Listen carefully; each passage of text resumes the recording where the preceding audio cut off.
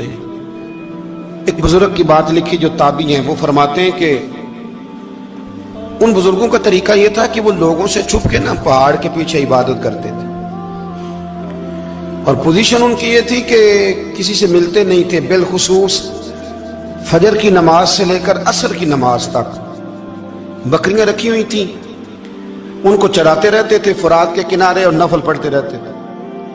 اس وقت کو ملنے بھی نہیں آتا تھا۔ ایک شخص بڑی دور سے ان کی شہرت سن کے آیا، میں نے تو ملنا ہے۔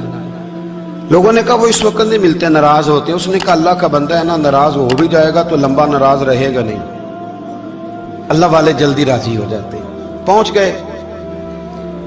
اب وہ بابا جی نماز پڑھ رہے تھے تو کہتے میں نے عجیب منظر دیکھا کہ بابا جی فرات کے کنارے نماز پڑھ رہے ہیں اور ایک بھیڑیا ان کی بکریوں کی حفاظت کر رہا ہے۔ سبحان اللہ۔ کہتے میں حیران رہ گیا کہ بھیڑیا تو بکریاں کھایا کرتا ہے اور یہاں چرا رہا ہے۔ کہتے میں جب گیا تو بابا جی نوافل میں مشغول تھے، مجھے دیکھ کے کہنے لگے اس وقت کیوں آئے؟ میں نے کہا حضور اگر آئے گیا ہوں تو پھر مہربانی کرے قبول فرما لیں۔ میں بیٹھ گیا تو میں نے کہا حضور یہ بھیڑیا بکریاں چرا رہا ہے، بھیڑیا اور بکریے کی صلح کب سے ہو گئی؟ تو فرماتے ہیں لمبی تقریر نہیں، ہلکا سا جملہ۔ فرمانے لگے جب سے بکریوں کے مالک نے رب سے صلح کر لی ہے نا، تب سے بھیڑیوں نے بھی بکریوں سے صلح کر لی ہے۔ بکریوں کے مالک نے رب سے صلح کر لی، گناہ چھوڑ دیے، اس کی فرما برداری میں آ گئے۔ اب پھر اسے بکریاں چلانے کی ضرورت نہیں رہی، بکریاں نہ اب بھیڑیا چراتا ہے۔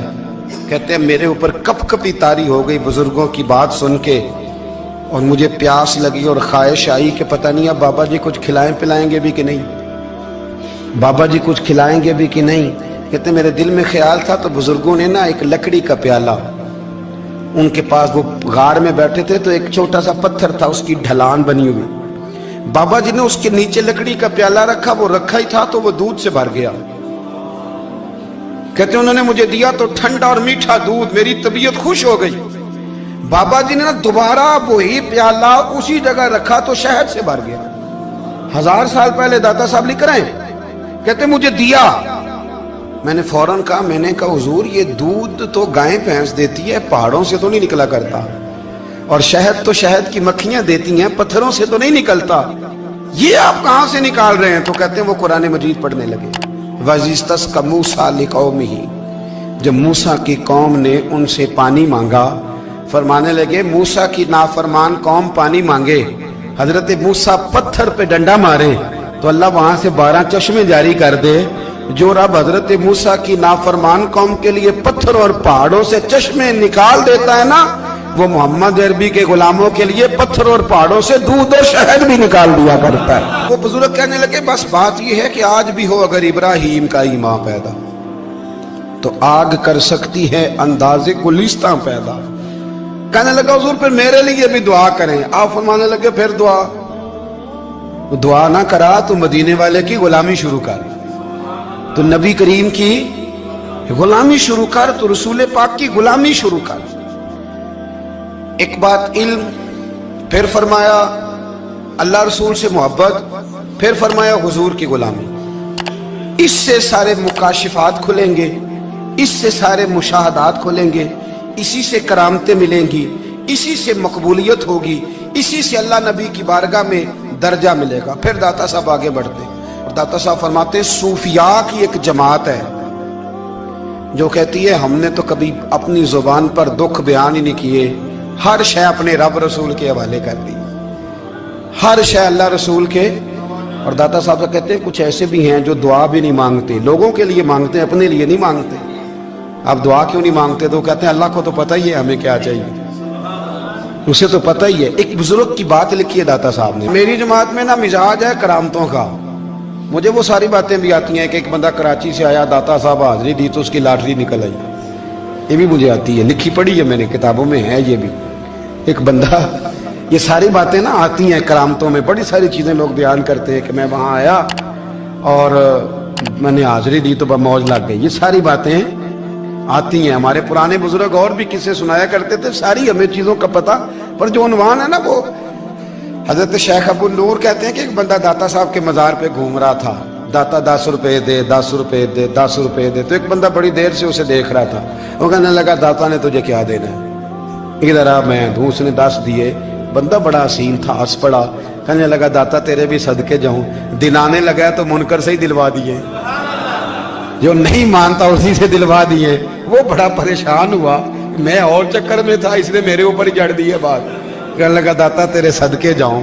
तो ये सारी बातें किताबों में मौजूद हैं, लोगों ने अपने अपने मुशाहिदात जो जिसके साथ पेश आया उसने बयान किए हैं। बहुत सारी बातें काबिले बयान हैं, पर जो उन्वान है मैं उस पर रहना चाहता हूँ। दाता साहब रहमतुल्लाह अलैह फरमाते हैं, हमारी तालीमात हैं कि अपने दुख दर्द दुनियादारों से बयान नहीं करने, सवाल का दरवाजा लोगों के सामने खोलना। अल्लाह वालों से कहेंगे कभी कहना होगा तो, दुनियादारों से कहना। कहते हैं कि शेख अहमद नाम के बुजुर्ग थे, सारी जिंदगी किसी को काम नहीं बताया, सारी जिंदगी बड़ी मुश्किलात आई, पर कभी अपनी जात पर सवाल का दरवाजा नहीं खोला। एक ऐसी मुश्किल आई कि जो हल ही नहीं होती थी। किसी ने उन पर कोई इल्जाम लगा दिया। अबू मुस्लिम नाम का एक बादशाह था, उसकी हुकूमत थी, उसने पकड़ के कैद में डाल दिया। अब कैद में है, जुर्म लग गया है, फर्दे जुर्म आयद हो गई है, जेल में है। लोग कहने लगे हजरत जी अपनी सफाई में कुछ कहें, और मानने लगे सारी जिंदगी बंदों से कुछ नहीं कहा।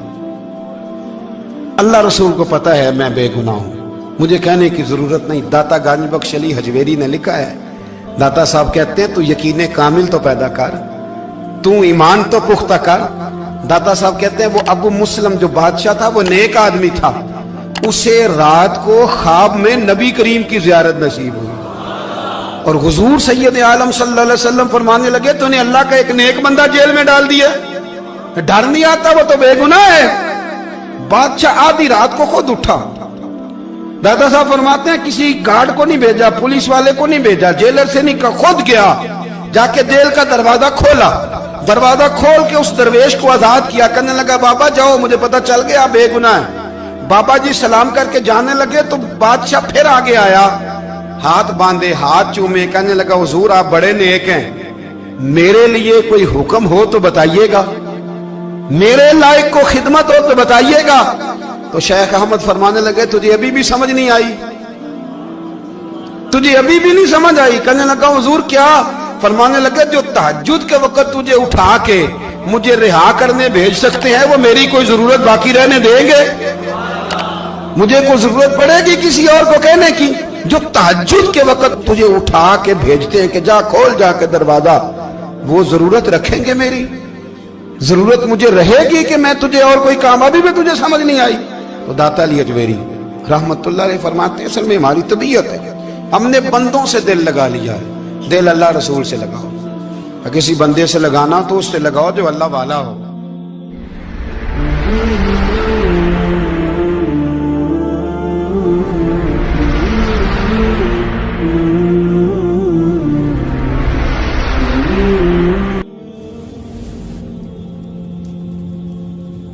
ये वाला रंग तेरे अंदर कोई नहीं।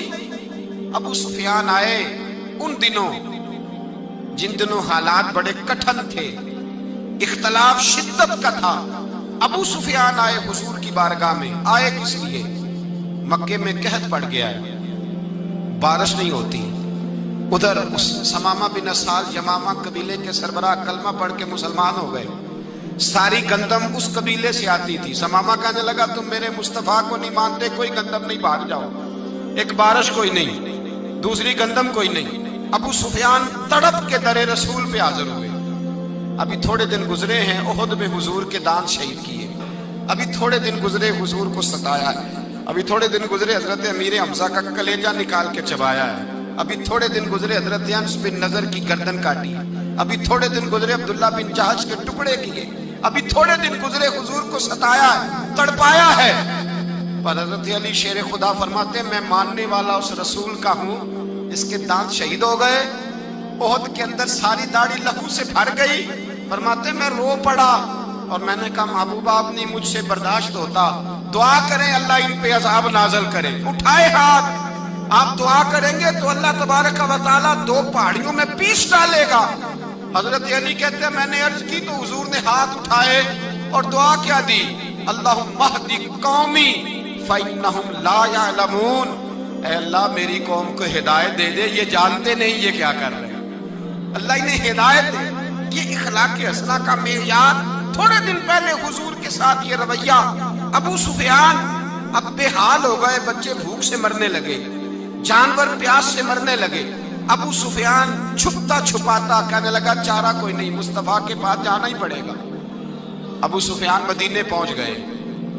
جب پہنچے نا تو ابو سفیان کی اپنی صاحبزادی حضرت ام حبیبہ ام المومنین تھی, رسول اللہ کی زوجہ تھی. ابو سفیان جب آئے تو حضرت ام حبیبہ کے پاس سیدھے ان کے گھر گئے بیٹی سے ملنے. حضور کا بستر بچھا ہوا تھا. حضرت ام حبیبہ حضور کی زوجہ ام المومنین بستر بچھا ہے. ابو سفیان بیٹھنے لگے, جناب ام حبیبہ کہنے لگی ابا جی ٹھہر جائیں. وہ ٹھہرے تو بستر سمیٹ دیا. کہنے لگے بیٹی شاید تیرے گھر میں کوئی قیمتی بستر نہیں, غربت چھپانے کے لیے بستر سمیٹ رہی ہو. جناب ام حبیبہ کہنے لگی ابا تو مسلمان نہیں نہ ہوا, ابھی تیری سوچ کافروں جیسی ہے. تو یہاں آ کے کھڑا ہونا جہاں میں کھڑی ہوں, پھر تجھے رسول اللہ کی محبت کے رنگ کا پتہ چلے. تو ابھی کھڑا وہاں ہے جہاں تجھے کفر ہی کفر سنائی اور سجائی دیتا ہے. بستر اس لیے نہیں سمیٹا کہ معاذ اللہ کم قیمت تھا, میں نے اس لیے سمیٹا ہے کہ تو نجس ہے, ناپاک ہے, ابھی کلمہ نہیں پڑھتا. اور یہ اس رسول کا بستر ہے کہ جو بستر میں موجود ہوتے ہیں تو جبریل امین قرآن لے کے تشریف لے آتے ہیں. ذرا وجود اس قابل نہیں کہ یہاں بٹھایا جائے. نبی پاک صلی اللہ علیہ وسلم کی بارگاہ تک ابو سفیان آئے. ابو سفیان کہتے ہیں مجھے امید نہیں تھی, ابھی سوچ نہیں نہ بدلی تھی. کہتے ہیں مجھے امید نہیں تھی, میرا خیال تھا وہ شکوے کریں گے, شکایتیں کریں گے, وہ کہیں گے تم نے بھی تو بڑا کچھ کیا ہے نا. ابو سفیان کہتے ہیں میں قربان جاؤں, میں نے یہ رنگ دیکھا تو مدینے کی فضا ویسے ہی بڑی ٹھنڈی تھی, لیکن مصطفیٰ کریم کے ساتھ جب میں نے بات کی تو میرے وجود پر گریہ طاری ہو گئی, میرے اوپر کیفیت طاری ہو گئی, میں تڑپنے لگا. کہتے ہیں میں نے کہا محبوبہ میں آیا ہوں, آپ کا کلمہ پڑھتے ہی سمامہ نے گندم بند کر دی ہے, بارشیں رک گئی ہیں, مکے کے لوگ بھوک اور پیاس سے مرنے لگے ہیں. محبوبہ بیٹیاں روتی ہیں, یا رسول اللہ مائیں ان کی چھاتیوں میں دودھ خشک ہو گیا ہے, بچے بلکتے ہیں. ابو سفیان کہتے ہیں میں دشمن تھا, سارے مکے کے لوگ دشمنی کرتے تھے, لیکن جب میں نے یہ لفظ کہے نا اچانک میری نظر اٹھی تو مصطفیٰ کریم کی تو آنکھیں آنسو برسا رہی. کہتے میری بات بھی مکمل نہ ہوئی, حضور نے پہلے رکا منگوایا, سمامہ کے نام فرمایا پہلے تو انہیں غلہ اپنی مرضی سے دیتا تھا, اب تیرے نبی کا حکم ہے کہ پہلے سے بڑھ کر تو انہیں غلہ دینا ہے. اور پھر میرے مصطفیٰ نے ہاتھ اٹھائے. او بھائی مشکل ہوتا ہے, مشکل ہوتا ہے, سگے بھائی کے لیے لوگ دعا نہیں کرتے, کہتے میرا شریکہ ہے.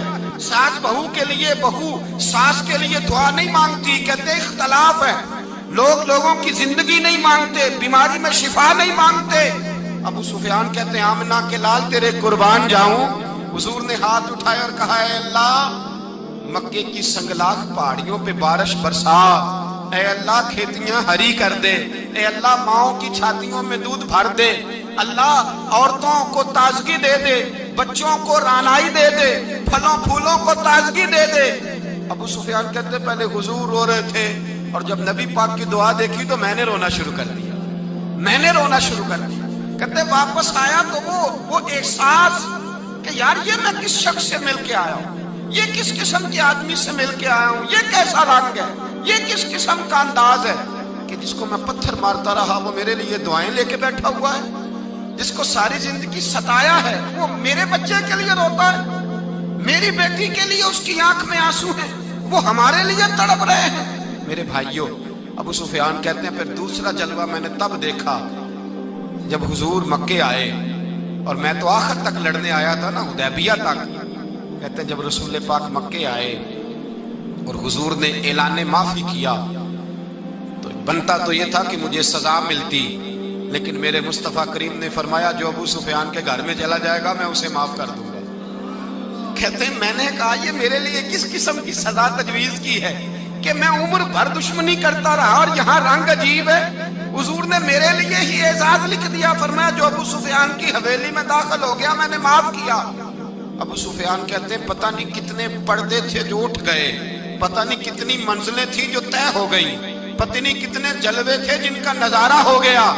اور میں نے غور سے چہرہ دیکھا تو میری آنکھوں سے پٹی اتر گئی اور مجھے عبداللہ کے یتیم بیٹے کے پیچھے محمد رسول اللہ کے جلوے نظر آنے شروع ہو گئے۔ اخلاقی قدریں جب موجود رہتی، یہاں تو لوگ مرے ہوئے شخص کو مارتے ہیں، یہاں تو سڑک پر کتنی گراوٹ ہے اور کتنا گر گیا ہے اخلاق ان لوگوں کا، ایکسیڈنٹ ہو گیا ہے، ٹرین کی پٹری سے اتر گئی ہے، چیخ و پکار ہے، آہیں ہیں، تڑپنا ہے، رونا ہے، سسکیاں ہے، ماں کا بازو کٹا ہے پر وہ چیختی ہے ذرا میرے بیٹے کا پتہ کرو، باپ کی آنکھوں میں ریت پڑ گئی ہے پر وہ تڑپتا ہو میرا بیٹا تھا، چیخ و پکار ہو رہی ہے۔